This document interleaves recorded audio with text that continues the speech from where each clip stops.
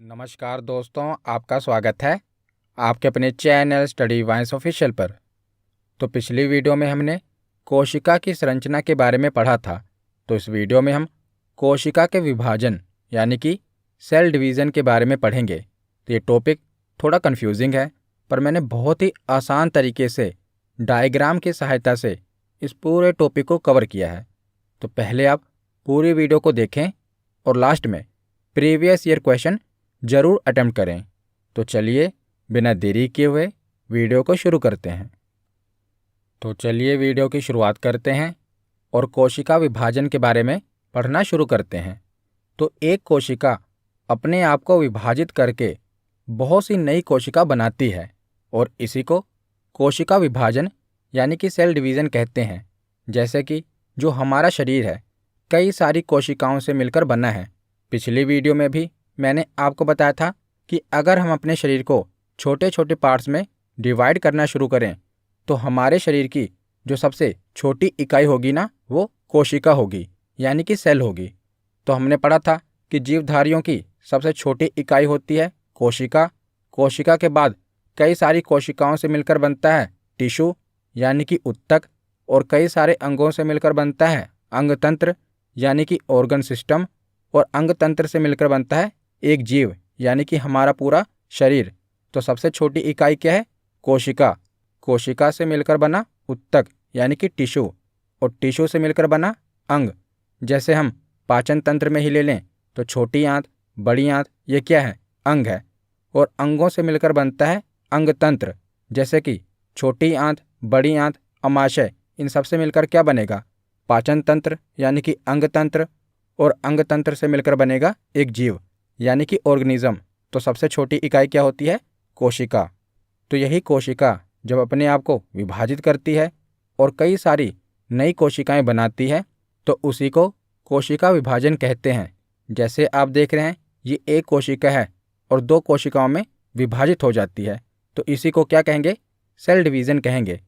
तो कोशिका विभाजन जरूरी क्यों है, यानी कि कोशिका विभाजित क्यों होती है, क्यों जरूरी है?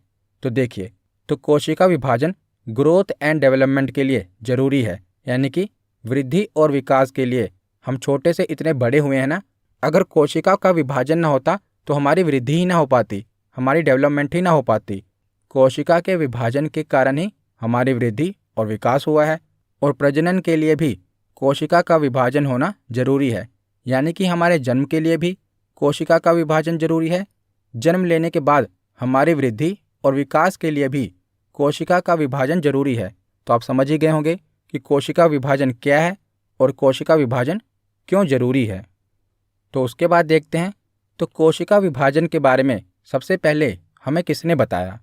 तो कोशिका विभाजन को सर्वप्रथम 1855 ईस्वी में विर्चाऊ ने देखा था।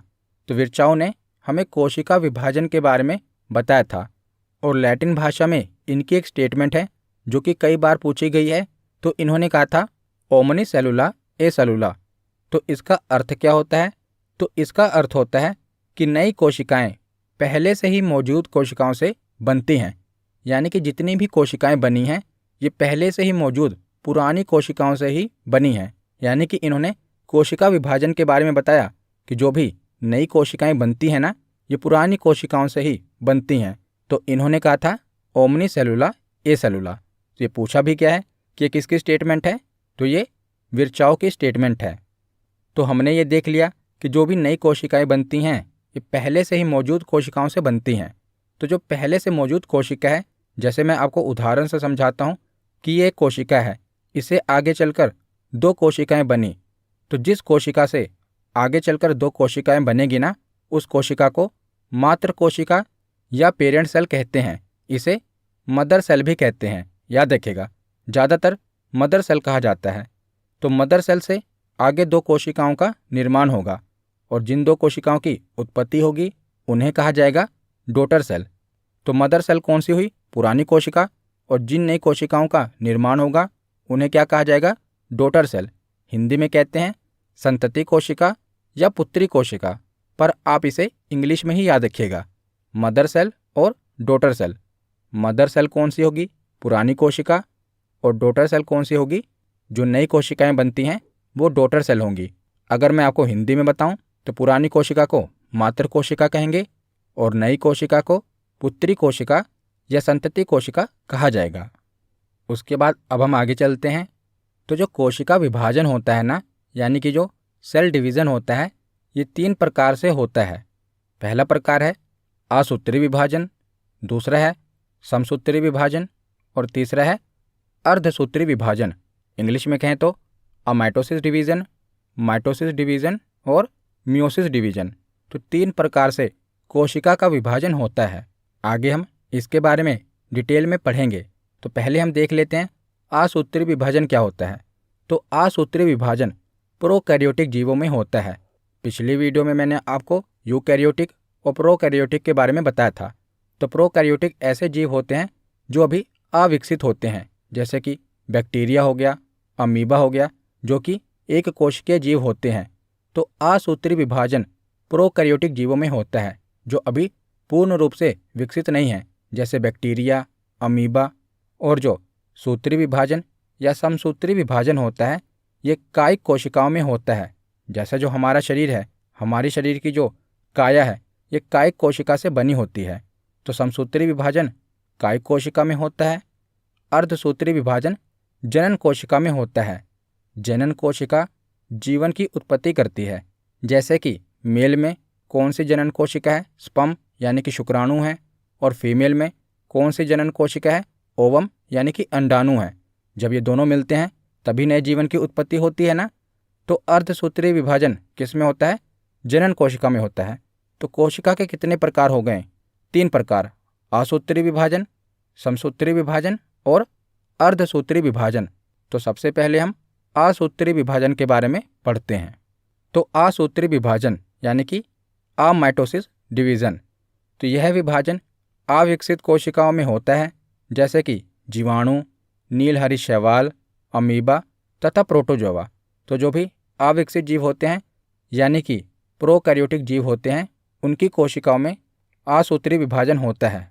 तो इनमें कोशिका का विभाजन कैसे होता है? तो इसमें जो केंद्रक होता है ना, तो केंद्रक क्या है ये मैंने आपको बताया कि कोशिका का अंग होता है। पिछली वीडियो में मैंने कोशिका की पूरी संरचना बताई है। वहाँ पर मैंने आपको बताया था कि जो कोशिका का दिमाग होता है वो केंद्रक होता है। तो असूत्री विभाजन में कोशिका का विभाजन कैसे होता है? तो इसमें जो केंद्रक होता है ना, वो लंबा हो जाता है, यानी कि अपना आकार बढ़ाना शुरू कर देता है जब उसको विभाजित होना होता है। उसके बाद क्या होता है कि सीधा ही यह 2 भागों में विभाजित होकर अलग हो जाता है। जैसा कि आप इस डायग्राम में देख रहे हैं, एक कोशिका है वो आगे क्या होती है, बढ़ना शुरू कर देती है। उसके बाद क्या होता है कि 2 कोशिका में ये विभाजित हो जाती है। तो इसी को कहते हैं असूत्री विभाजन। इसमें डायरेक्ट ही क्या होता है कि एक कोशिका 2 कोशिकाओं में विभाजित हो जाती है, जिसे असूत्री विभाजन कहते हैं। और यह विभाजन अविकसित कोशिकाओं में देखने को मिलता है। उसके बाद देखते हैं समसूत्री विभाजन। तो समसूत्री विभाजन और अर्धसूत्री विभाजन यही इंपॉर्टेंट है। ज़्यादा प्रश्न इन्हीं दोनों से बनते हैं। असूत्री विभाजन से प्रश्न नहीं बनता। ज़्यादातर प्रश्न माइटोसिस डिवीज़न और मियोसिस डिवीज़न से बनता है। तो समसूत्री विभाजन क्या है? तो समसूत्री विभाजन की प्रक्रिया को जंतु कोशिका में सबसे पहले जर्मनी के जीव वैज्ञानिक वोल्थर फ्लेमिंग ने 1879 में देखा था। तो समसूत्री विभाजन का पता किसने लगाया था? तो वोल्थर फ्लेमिंग ने 1879 में इसका पता लगाया था और इन्होंने ही सन 1882 में इस प्रक्रिया को माइटोसिस का नाम दिया था, जिसे हिंदी में हम कहते हैं समसूत्री विभाजन। तो यह विभाजन कायिक कोशिका में होता है, यानी कि सोमैटिक सेल में होता है। तो मैंने आपको बताया कि जो हमारा शरीर है, यानी जो हमारी काया है, ये किससे बनी है? तो ये कायिक कोशिका से बनी है। तो इसका कार्य क्या है? यानी कि जो समसूत्री विभाजन होता है ना, इसका कार्य क्या है? तो यह हमारे घाव को भरने का कार्य करता है और जो कटे फटे अंगों की ये मरम्मत करता है। जैसे मान लो हमारे शरीर में कहीं पर चोट लग गई और वहाँ की 50 कोशिकाएं मर गईं, तो क्या होगा? जो अगल बगल की कोशिकाएं होंगी वो क्या करेंगी? फिर से 50 कोशिकाओं का निर्माण कर देंगी। तो इसी को हम कहेंगे कायिक कोशिका। जो हमारी काया बनी है, कायिक कोशिकाओं से बनी है। तो ये क्या करेंगी? ये जो हमारे शरीर में जहाँ पर चोट लगेगी, कहीं पर घाव हो जाएगा, उसके बाद क्या होता है? धीरे धीरे आप देखते हैं कि वो घाव भरना शुरू हो जाता है और हमारे शरीर का वो अंग जब घाव पूरी तरह से भर जाता है तो हमारे शरीर का वो हिस्सा फिर से पहले की ही तरह हो जाता है। तो इसी को कहते हैं समसूत्री विभाजन। ये क्या करता है? घाव भरने का कार्य करता है। तो इस प्रक्रिया में क्या होता है? तो इस प्रक्रिया में मात्र कोशिका, मैंने शुरुआत में आपको बताया ना मात्र कोशिका और पुत्री कोशिका के बारे में। तो इस प्रक्रिया में क्या होता है? तो इस प्रक्रिया में मात्र कोशिका यानी कि मदर सेल से 2 पुत्री कोशिकाओं का निर्माण होता है और प्रत्येक पुत्री कोशिका में जो गुणसूत्र होते हैं ना, गुणसूत्रों की संख्या मात्र कोशिका में उपस्थित गुणसूत्रों की संख्या के बराबर होता है। तो गुणसूत्र तो आपको पता ही होंगे कि मनुष्य की कोशिका में कितने जोड़ी गुणसूत्र होते हैं? 23 जोड़ी गुणसूत्र होते हैं, यानी कि 46 गुणसूत्र पाए जाते हैं। तो गुणसूत्रों का काम क्या होता है? तो ये आनुवंशिक सूचनाओं यानी कि जो जेनेटिक इन्फॉर्मेशन होती है उसको एक पीढ़ी से दूसरी पीढ़ी में संचारित करते हैं। जैसे कोई मनुष्य है तो उसकी जो संतान होगी उसके कितने पैर होंगे? 2 ही पैर होते हैं। परंतु जो घोड़ा होता है और जब घोड़े का बच्चा होगा उसके कितने पैर होंगे? तो 4 पैर होंगे। तो ये कैसे पता चलता है कि 4 ही पैर बनाने हैं या 2 ही पैर बनाने हैं? तो ये गुणसूत्रों से ही पता चलता है, क्योंकि जो जेनेटिक इन्फॉर्मेशन होती है एक पीढ़ी से दूसरी पीढ़ी में किसके द्वारा संचारित होती है? गुणसूत्रों के द्वारा। तो जो समसूत्री विभाजन होता है ना, समसूत्री को ही अगर आप ध्यान से पढ़ेंगे तो सूत्री का मतलब है गुणसूत्र, सम का मतलब है समान। तो इसमें क्या होता है कि जब एक कोशिका से 2 कोशिकाएं बनती हैं तो उनमें समान गुणसूत्र देखने को मिलते हैं। मान लीजिए जैसे आप देखिए जो मदर सेल है उसमें 46 गुणसूत्र हैं, उसके बाद जो उसकी 2 कोशिकाएं बनेगी उनमें भी 46 गुणसूत्र होंगे, यानी कि समान गुणसूत्र होंगे। इसीलिए से समसूत्री विभाजन कहा गया है, जिसमें समान गुणसूत्रों का विभाजन होगा। इसीलिए तो हमारे शरीर में जैसे हमारा जो घुटना है, मान लीजिए हमारे घुटने के ऊपर चोट लग गई और एक घाव हो गया, तो घाव भरने के बाद क्या होगा? जैसे पहले घुटना था ऊपर से वैसे ही दिखाई देगा ना। ऐसा तो है नहीं कि वहाँ से कोई उंगली निकल आएगी, कोई अंगूठा निकल आएगा। तो ऐसा क्यों नहीं हो रहा? क्योंकि वहाँ पर जो अगल बगल की कोशिकाएं होंगी वो नई कोशिकाएं बनाएंगी और गुणसूत्रों की संख्या भी समान होगी, उसमें कोई फेरबदल नहीं होगी। इसीलिए जो भी घाव होगा उसके बाद जब घाव भर जाएगा तो जैसे पहले शरीर था वैसे ही हो जाएगा, वहाँ पर कोई नया अंग निकलना शुरू नहीं हो जाएगा, क्योंकि जो गुणसूत्रों की संख्या होगी वो समान होगी। तो इसी को कहते हैं समसूत्री विभाजन। थोड़ा कन्फ्यूजिंग है पर आशा करता हूँ आपको समझ आया होगा। तो हमने ये तो देख लिया कि समसूत्री विभाजन है क्या। अब हम ये देखते हैं कि समसूत्री विभाजन होता कैसे है। तो समसूत्री विभाजन 2 अवस्थाओं में पूरा होता है। पहली अवस्था है अंतरावस्था, दूसरी अवस्था है सूत्री अवस्था। यानी कि आप समझ लीजिए कि जो समसूत्री विभाजन होता है ना, कोशिका का विभाजन होता है, इसके 2 स्टेप हैं। पहला है इंटरफेज और दूसरा है माइटोसिस फेज। तो इंटरफेज में क्या होता है? तो इसमें कोशिका का विभाजन होना है। तो कोशिका विभाजन की तैयारी किस में होती है? अंतरावस्था में, यानी कि पहले स्टेप में होती है। तो ये सबसे बड़ी अवस्था है, यानी कि कोशिका विभाजन में जितना समय लगता है ना उसका 95% समय इंटरफेस में ही लग जाता है, यानी कि इसकी तैयारी में ही लग जाता है। जैसे आप देखते हैं शादी वगैरह होती है तो शादी तो एक ही दिन होती है, पर उसकी तैयारी करने में कितना समय लग जाता है। उसी प्रकार जब कोशिका का विभाजन होना होता है ना, तो कोशिका के विभाजन से पहले जो उसकी तैयारी होती है उस तैयारी में बहुत समय लग जाता है, यानी कि 95% टाइम तो केवल उसकी तैयारी में लग जाता है। तो इसको कहते हैं अंतरावस्था। तो उसके बाद अब इसकी तैयारी हो गई, यानी कि कोशिका विभाजन की तैयारी हो गई। तो तैयारी के बाद अब क्या होगा? कोशिका का विभाजन होगा। तो जो सूत्री अवस्था है, यानी कि सेकंड स्टेप में क्या होगा? कोशिका का विभाजन होगा। तो हमने जो पहला प्रकार पढ़ा था असूत्री विभाजन, उसमें हमने देखा था कि जो कोशिका है डायरेक्ट 2 कोशिकाओं में बढ़ जाती है, पर समसूत्री विभाजन में ऐसा नहीं होता। इसमें जो विभाजन होगा ना, पहले केंद्रक का विभाजन होगा, उसके बाद कोशिका का विभाजन होगा। तो जो पूरा सेल है उसमें जो मेन चीज़ है केंद्रक, तो पहले केंद्रक का विभाजन होगा। जब केंद्रक का विभाजन हो जाएगा ना, उसके बाद कोशिका का विभाजन होगा। तो जो सूत्री अवस्था है, यानी कि जो सेकंड स्टेप है ना, ये भी 2 चरणों में होगा। पहले केंद्रक विभाजन होगा जिसे कहते हैं कैरियोकाइनेसिस। कैरियो यानी कि केंद्रक, काइनेसिस उसका विभाजन। और दूसरा स्टेप है कोशिका विभाजन, इंग्लिश में कहते हैं साइटोकाइनेसिस।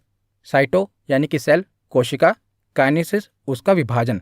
तो पहले क्या होगा, केंद्रक का विभाजन होगा, उसके बाद क्या होगा, कोशिका विभाजन होगा। तो हमने क्या पढ़ा कि समसूत्री विभाजन 2 स्टेप में होता है। पहला स्टेप है इंटरफेज यानी कि अंतरावस्था। तो इसमें कोशिका विभाजन होने की तैयारी होती है। उसके बाद अब कोशिका विभाजन होने का समय आ गया है, यानी कि शादी का दिन आ गया है। सारी तैयारी हो गई है, अब शादी का दिन आ गया। तो पहले कोशिका विभाजन की पूरी तैयारी हो गई, अब कोशिका विभाजित होगी। तो कोशिका विभाजित 2 चरणों में होगी। पहले जो उसका केंद्रक है वो विभाजित होगा, केंद्रक विभाजित होने के बाद कोशिका विभाजित होगी। तो जो केंद्रक विभाजित होगा वो आगे मैं आपको बताऊंगा कि केंद्रक कैसे विभाजित होगा। तो मैंने इस टॉपिक को डिटेल में कवर किया है, क्योंकि यहाँ से बहुत से प्रश्न बनते हैं और अक्सर हम इस टॉपिक को छोड़ देते हैं, क्योंकि ये टॉपिक थोड़ा कन्फ्यूजिंग है और हमें समझ नहीं आता तो हम इसको छोड़ देते हैं। पर यहाँ से एग्जाम में बहुत से प्रश्न बनते हैं। तो हमने क्या देखा कि सूत्री अवस्था में पहले केंद्रक का विभाजन होगा, उसके बाद कोशिका का विभाजन होगा। तो जो केंद्रक है, जो न्यूक्लियस है ना, इसका विभाजन 4 चरणों में होता है, प्रोफेज, मेटाफेज, एनाफेज और टेलोफेज। ये एग्जाम में बहुत बार पूछा गया है। केंद्रक का विभाजन यानी कि कैरियोकाइनेसिस कितने स्टेप में होता है, 4 चरणों में। पहला चरण है प्रोफेज, उसके बाद आता है मेटाफेज, उसके बाद आता है एनाफेज, उसके बाद आता है टेलोफेज। तो आगे इस डायग्राम की सहायता से मैं आपको समझाता हूँ। तो हमने पढ़ा था कि पहले केंद्रक का विभाजन होगा। तो केंद्रक का विभाजन 4 चरणों में होगा, वो 4 चरण हम आगे पढ़ेंगे। तो यहाँ पर आप समझ लीजिए कि 4 चरण कंप्लीट हो गए। तो 4 चरण कंप्लीट होने के बाद क्या होगा, केंद्रक का विभाजन हो जाएगा। जैसा आप डायग्राम में देख रहे हैं, पहले एक ही केंद्रक है कोशिका के अंदर। उसके बाद क्या होगा, जब 4 चरण कंप्लीट हो जाएंगे तो 2 केंद्रक हो जाएंगे, पर अभी कोशिका एक ही है, एक ही कोशिका में 2 केंद्रक है। उसके बाद अगला स्टेप आएगा कोशिका विभाजन का। तो इसमें क्या होगा कि जो कोशिका है, एक कोशिका में 2 केंद्रक हैं, वो आगे चलकर 2 कोशिकाओं में विभाजित हो जाएंगे। और यही है पूरे समसूत्री विभाजन की प्रक्रिया। तो आशा करता हूँ इस डायग्राम के माध्यम से आपको समझ में आया होगा कि पहले केंद्रक का विभाजन होगा, एक ही कोशिका में 2 केंद्रक हो जाएंगे, पर उसके लिए 4 स्टेप से गुजरना पड़ेगा, तब जाकर केंद्रक का विभाजन होगा। तो जब केंद्रक का विभाजन हो जाएगा, उसके बाद हमें तो कोशिका का विभाजन कराना है। तो उसके बाद क्या होगा, जब केंद्रक का विभाजन हो जाएगा, उसके बाद वो कोशिका 2 कोशिकाओं में बंट जाएगी। तो केंद्रक का विभाजन कितने चरणों में होना है, तो केंद्रक का विभाजन 4 चरणों में होना है। तो पहला चरण है पूर्व अवस्था, इंग्लिश में कहते हैं प्रोफेज। तो कोशिका के वास्तविक विभाजन की शुरुआत इसी फेज से होती है। इंटरफेज में तो कोशिका के विभाजन की तैयारी शुरू हुई थी, प्रोफेज में क्या होगा कि वास्तविक कोशिका विभाजन की शुरुआत होगी। तो इसमें क्या होगा, क्रोमोसोम झुंड में दिखाई देते हैं। क्रोमोसोम यानी कि गुणसूत्र आप देख रहे हैं इस डायग्राम में, ये कोशिका है, इसमें क्या होगा कि जो गुणसूत्र है ना, वो झुंड में दिखाई देते हैं। और इस अवस्था में क्रोमोसोम को यानी कि गुणसूत्र को गिना नहीं जा सकता। और इसमें तारक काय यानी कि सेंट्रोसोम। तो ये सेंट्रोसोम क्या है, पिछली वीडियो आपने देखी होगी, तो मैंने आपको बताया था कि जो कोशिका है, कोशिका का ही अंग है सेंट्रोसोम। जैसे न्यूक्लियस है ना, ये भी कोशिका का अंग है, उसी प्रकार तारक काय, लाइसोसोम, माइटोकॉन्ड्रिया, ये क्या है, ये सब कोशिका के अंग हैं। बायोलॉजी की प्लेलिस्ट में जाकर पिछली वीडियो को आप देख लेना, मैंने डिटेल में डायग्राम की सहायता से समझाया है। तो प्रोफेज में क्या होगा कि जो तारक काय है, ये दोनों ध्रुवों की ओर जाने लगते हैं। ध्रुव यानी कि दोनों अपोजिट पोल। जैसे हमारी धरती है, एक नॉर्थ पोल है, साउथ पोल है, उसी प्रकार कोशिका में भी आप मान लीजिए ऊपर की ओर नॉर्थ पोल है और नीचे की ओर साउथ पोल है, यानी कि दक्षिण ध्रुव है। तो आप देख रहे हैं कि जो दोनों तारक काय हैं, ये क्या कर रहे हैं, दोनों ध्रुवों की ओर बढ़ रहे हैं। तो पहले फेज में क्या होगा कि कोशिका के वास्तविक विभाजन की शुरुआत होगी। और इसमें क्या होगा, जो तारक काय हैं यानी कि सेंट्रोसोम हैं, ये दोनों ध्रुवों की ओर बढ़ने लगेंगे। तो ये ध्रुवों की ओर आखिर बढ़ क्यों रहे हैं, वो आपको अगले फेज में पता चलेगा। तो अगला फेज है मध्य अवस्था, इंग्लिश में कहते हैं मेटाफेज। तो इस अवस्था में क्रोमोसोम मध्य में एक लाइन में व्यवस्थित हो जाते हैं। आपने देखा था कि पहले फेज में, प्रोफेज में, जो गुणसूत्र थे वो झुंड में दिखाई दे रहे थे, यानी कि उन्हें गिना नहीं जा सकता था। पर दूसरे फेज में, मेटाफेज में क्या हुआ, जो गुणसूत्र हैं एक लाइन में आ गए, अब इन्हें आसानी से गिना जा सकता है। और अध्ययन की दृष्टि से भी ये सबसे महत्वपूर्ण अवस्था है। यानी कि अगर समसूत्री विभाजन में कोशिका का विभाजन देखना है, उसका अध्ययन करना है तो सबसे महत्वपूर्ण अवस्था कौन सी है? मेटाफेज, क्योंकि इसमें एक लाइन में सारे गुणसूत्र आ जाएंगे और इन्हें आसानी से गिना जा सकता है। तो पहले फेज में जो हमने देखा था, तारककाय क्या कर रहे थे? ध्रुवों की ओर बढ़ रहे थे। अब यहाँ पर आप देख रहे हैं कि सेंट्रोसोम ध्रुवों पर पहुंच गए, यानी कि दोनों अपोजिट पोल पर पहुंच गए।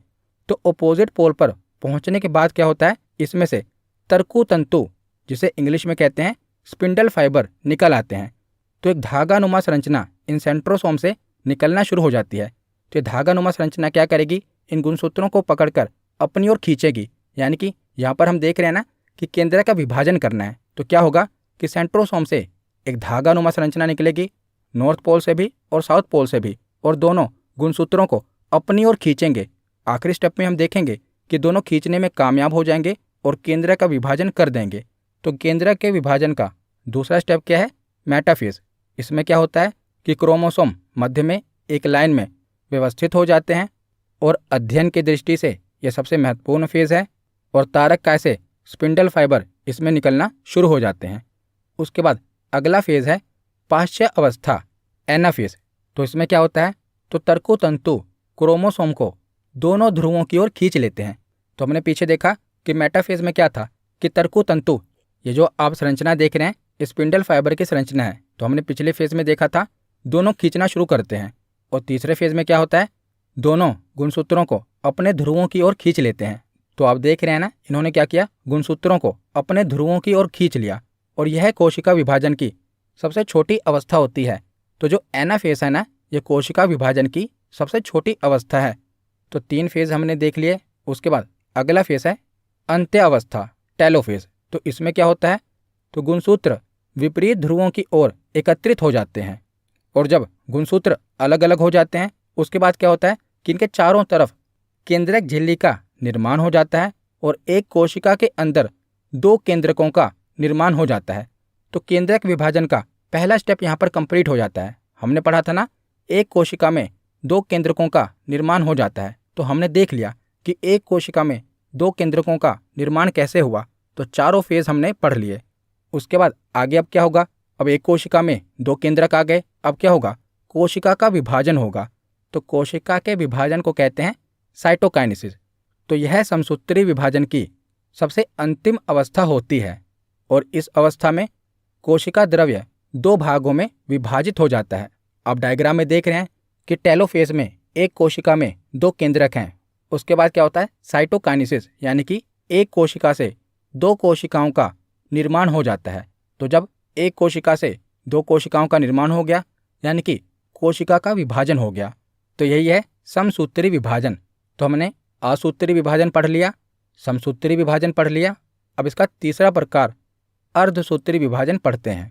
तो अर्धसूत्री विभाजन यानी कि मियोसिस, तो फार्मर तथा मूरे ने 1905 में कोशिकाओं में अर्धसूत्री विभाजन को मियोसिस नाम दिया था। और अर्धसूत्री विभाजन की खोज किसने की थी? तो सर्वप्रथम वीजमैन ने इसकी खोज की थी।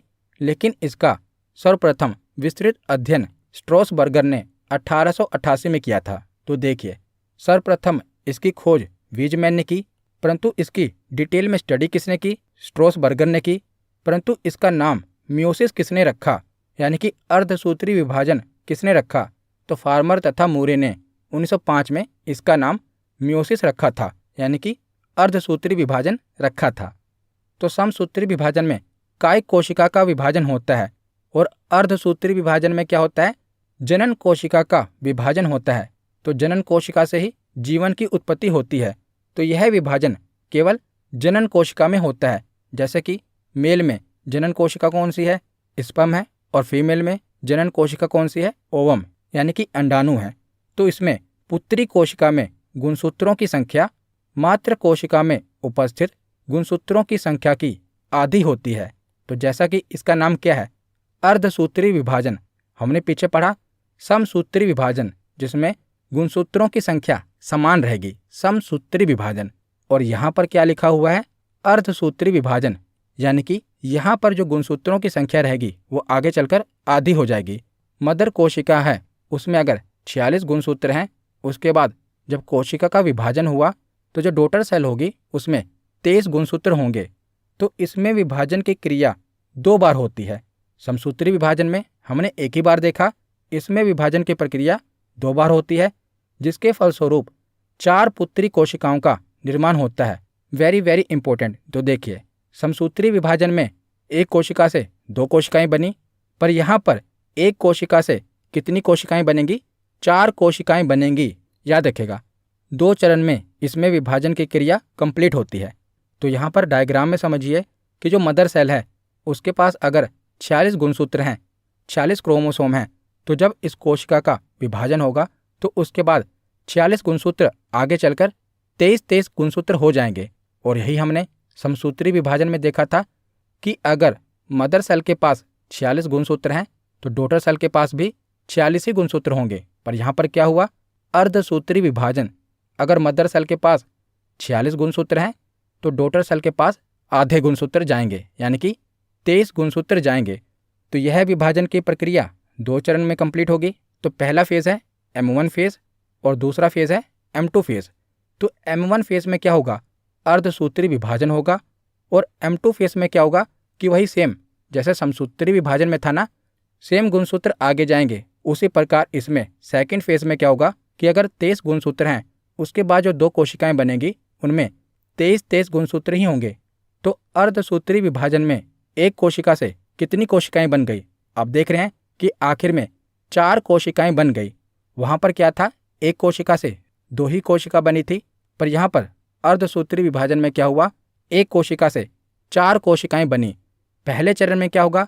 अर्धसूत्री विभाजन होगा, यानी कि अगर 46 गुणसूत्र हैं मदर सेल के पास, उसके बाद जो 2 सेल बने उनमें 23 गुणसूत्र होगा। और ये 2 सेल आगे चलकर 2 और सेल बनाएंगे और उनमें जो गुणसूत्रों की संख्या होगी वो समान होगी। तो जो सेकेंड फेज है ना, ये सेम समसूत्री विभाजन की तरह है। अब हम देखते हैं अर्धसूत्री कोशिका विभाजन, जो कि मैंने आपको बताया 2 स्टेप में होगा। पहला स्टेप है अर्धसूत्री 1 और दूसरा स्टेप है अर्धसूत्री 2। इसे आप M1 फेज या M2 फेज भी शॉर्ट में कह सकते हैं। तो M2 फेज तो मैंने आपको बताया कि ये समसूत्री कोशिका विभाजन के समान ही होती है और इसमें एक जनक कोशिका से 4 पुत्री कोशिकाओं का निर्माण होता है। यही डिफरेंस है। वहाँ पर एक जनक कोशिका से 2 पुत्री कोशिकाओं का निर्माण हुआ था, यहाँ पर एक जनक कोशिका से 4 पुत्री कोशिकाओं का निर्माण होगा। पर जो विभाजन की प्रक्रिया है वो समसूत्री विभाजन के समान होगी सेकंड फेज में। तो फर्स्ट फेज क्या है? तो इसमें भी सेम वही नाम है। हमने जो समसूत्री विभाजन में पढ़ा था ना, 4 स्टेप हैं केंद्रक विभाजन के लिए, तो इसमें भी वही 4 स्टेप हैं, प्रोफेज, मेटाफेज, एनाफेज और टेलोफेज। पर इनके आगे 1 लगा दिया गया है। आप देख रहे हैं ना, प्रोफेज 1, मेटाफेज 1। ये 1 क्यों लगाया गया है? क्योंकि समसूत्री विभाजन में भी हमने प्रोफेज, मेटाफेज यही पढ़ा था, तो उन्हें डिफ्रेंशिएट करने के लिए यहाँ पर 1 लगाया गया है। तो प्रोफेज 1, मेटाफेज 1, एनाफेज 1 और टेलोफेज 1 ये किसके फेज हैं? तो ये अर्धसूत्री विभाजन के फेज हैं। तो जो मेटाफेज 1 है, एनाफेज 1 है, टेलोफेज 1 है ना, ये सेम समसूत्री विभाजन के तरह ही है। जैसे मैंने आपको पीछे डायग्राम में बताया था ना, सेम वैसे ही होगा। तो इसे हम नहीं पढ़ेंगे और एग्जाम में यहाँ से प्रश्न भी नहीं पूछे जाते। यहाँ से प्रश्न कहाँ से पूछे जाते हैं? तो प्रोफेज से पूछे जाते हैं, क्योंकि जो इसका प्रोफेज है ना, इस पूरे विभाजन की प्रक्रिया में सबसे लंबी अवस्था, सबसे बड़ी अवस्था, यानी कि सबसे लंबा चरण यही है, प्रोफेज 1। बाकी का जो मेटाफेज है, एनाफेज है और टेलोफेज है वो ठीक उसी तरह है जैसे हमने समसूत्री विभाजन में पढ़ा था। परंतु जो प्रोफेज 1 है ना, ये अलग है और यहीं से प्रश्न भी पूछे जाते हैं। तो हम प्रोफेज 1 के बारे में पढ़ते हैं। तो जो अर्धसूत्री कोशिका विभाजन का प्रोफेज है ना, ये वाली अवस्था 5 स्टेप से होकर गुजरती है। लेप्टोटीन, जाइगोटीन, पैकिटीन, डिप्लोटीन और डाइकाइनेसिस। तो इसका इंग्लिश में नेम और हिंदी में नेम सेम ही है, तो आपको इंग्लिश में ही याद करना पड़ेगा। लेप्टोटीन, जाइगोटीन, पैचिटीन, डाइपोटीन और डाइकाइनेसिस, ये इसका प्रोफेज 1 है। तो ज़्यादातर आप यूट्यूब पर देखेंगे ना, तो ये नहीं पढ़ाया जाता क्योंकि ये थोड़ा कन्फ्यूजिंग है। पर एग्जामिनर आजकल यहाँ से प्रश्न पूछ रहा है तो मैं आपको बताऊंगा, थोड़ा कन्फ्यूजिंग है, पर एक बार आप पढ़ लेंगे ना, बहुत ही आसान है, मतलब कुछ है नहीं इसमें। प्रोफेज 1 में क्या है? 5 स्टेप हैं, लेप्टोटीन, जाइगोटीन, पैकिटीन, डिप्लोटीन और डाइकाइनेसिस। तो एक एक करके हम इन 5 स्टेप के बारे में पढ़ते हैं। तो सबसे पहले क्या होगा? लेप्टोटीन। तो लेप्टोटीन क्या है? तो जैसे मेल की जो कोशिकाएं होती हैं उसमें 46 गुणसूत्र और फीमेल में भी 46 गुणसूत्र होते हैं। तो जब उनकी संतान होती है ना, तो उसकी कोशिकाओं में भी 46 ही गुणसूत्र होते हैं, परंतु वो उसको अपनी माता से और पिता दोनों से गुणसूत्र मिलते हैं। तो दोनों से उसे आधे आधे गुणसूत्र मिलते हैं, यानी कि माता से भी 23 गुणसूत्र और पिता से भी 23 गुणसूत्र ही मिलते हैं। तो ये हम जनन कोशिका का विभाजन पढ़ रहे हैं। तो लेप्टोटीन में क्या होता है कि इस अवस्था में गुणसूत्र उलझे हुए पतले धागे की तरह दिखाई देते हैं। तो जो उसे माता से गुणसूत्र मिले और पिता से गुणसूत्र मिले, वो इस स्टेप में अभी उलझे हुए दिखाई देते हैं। तो देखिए, लेप्टोटीन एक अवस्था है जिसमें जो गुणसूत्र हैं जो आप देख रहे हैं, ये पिंक वाले मान लीजिए कि मदर से मिले हैं, और जो ग्रीन कलर के गुणसूत्र हैं या मान लीजिए कि पिता से मिले हैं। तो अभी आप देख रहे हैं कि उलझे हुए पतले धागे की तरह दिखाई पड़ रहे हैं, और इन्हीं को क्या कहा जाएगा, तो क्रोमोनिमेटा कहते हैं। इंग्लिश में इन्हें क्रोमोसोम कहते हैं ना। तो जब ये उलझे हुए पतले धागे की तरह दिखाई देते हैं तो इन्हें क्रोमोनिमेटा कहते हैं।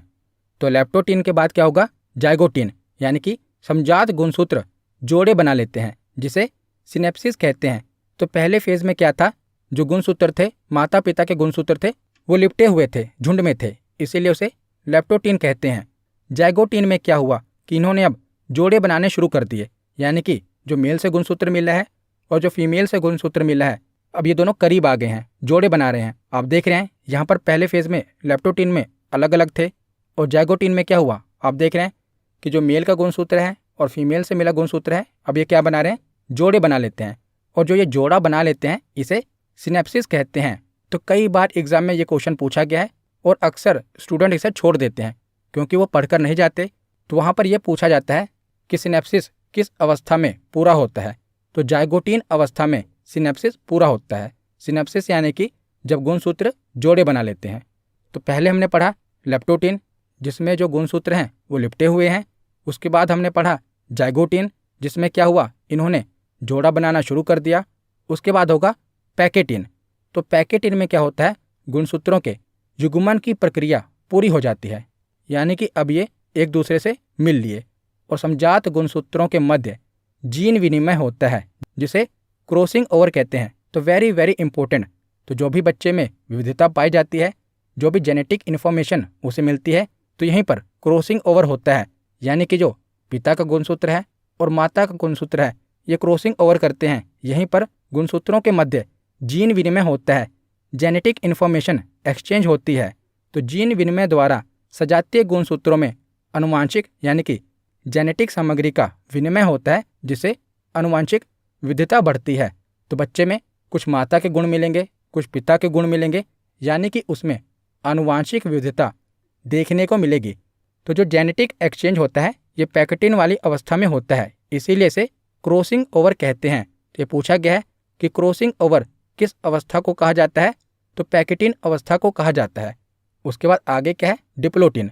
तो अब दोनों गुणसूत्र मिल लिए, जीन भी एक्सचेंज हो गए। अब उसके बाद क्या होगा कि समजात गुणसूत्र अब अलग होना शुरू होंगे, क्योंकि आगे चलकर कोशिका का विभाजन होना है ना। तो अब क्या होगा, समजात गुणसूत्र अलग होने लगते हैं डिप्लोटीन में।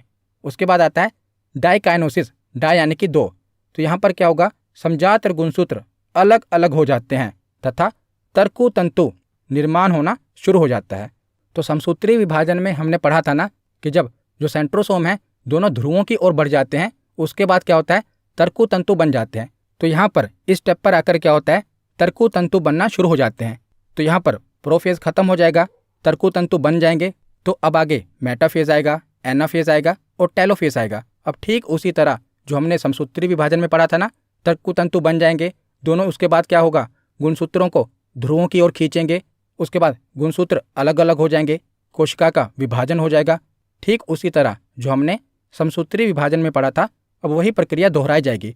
पर जो पहला फेज था ना, प्रोफेज 1, इसी में डिफरेंस था, वो मैंने आपको डायग्राम की सहायता से समझा दिया और आशा करता हूँ आपको समझ में आया होगा। तो आखिर में एक बार हम समसूत्री विभाजन और अर्धसूत्री विभाजन में अंतर क्या है वो देख लेते हैं।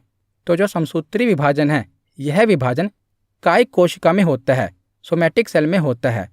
और जो अर्धसूत्री विभाजन है, यह विभाजन जनन कोशिकाओं में होता है। समसूत्री विभाजन में कम समय लगता है, परंतु अर्धसूत्री विभाजन में अधिक समय लगता है। हमने देखा कि जो इसका प्रोफेस 1 ही है ना, वो कितना लंबा चला, तो इस विभाजन में अधिक समय लगता है।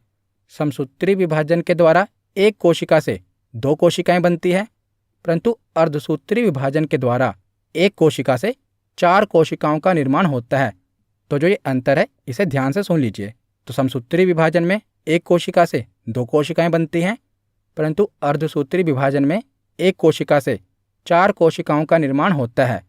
समसूत्री विभाजन में संतति कोशिका यानी कि डॉटर सेल में जनक जैसे ही गुणसूत्र होने के कारण आनुवांशिक विविधता नहीं होती, परंतु अर्धसूत्री विभाजन में भिन्न गुणसूत्र होने के कारण आनुवांशिक विविधता देखने को मिलती है। और समसूत्री विभाजन में गुणसूत्रों के आनुवांशिक पदार्थों में आदान प्रदान नहीं होता, यहाँ पर क्रॉसिंग ओवर नहीं होता। परंतु अर्धसूत्री विभाजन में हमने देखा कि यहाँ पर गुणसूत्रों के आनुवांशिक पदार्थों में आदान प्रदान यानी कि क्रॉसिंग ओवर होता है।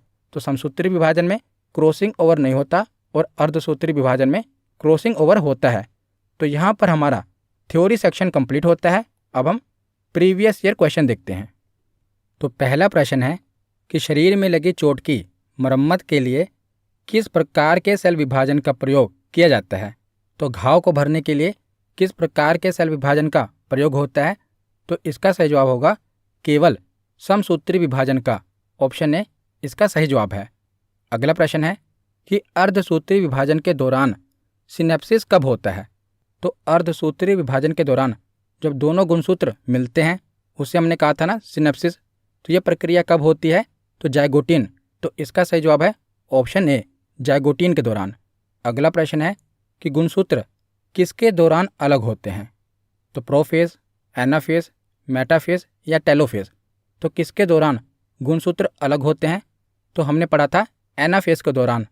एनाफेज के दौरान क्या होता है कि जो तारक क्या होते हैं, सेंट्रोसोम होते हैं, वो गुणसूत्रों को ध्रुवों की ओर खींच लेते हैं। तो इसका सही जवाब होगा एनाफेज। ऑप्शन बी इसका सही जवाब है। अगला प्रश्न है क्रॉसिंग ओवर डैश के दौरान होता है। तो क्रॉसिंग ओवर अर्धसूत्री विभाजन में हमें देखने को मिलता है और ये किसके दौरान होता है। तो ये पैकेटीन के दौरान होता है। तो इसका सही जवाब क्या होगा। Option B. अगला प्रश्न है कि निम्नलिखित में से कौन सा चरण कोशिका चक्र में शामिल 95% समय पर कब्जा कर लेता है।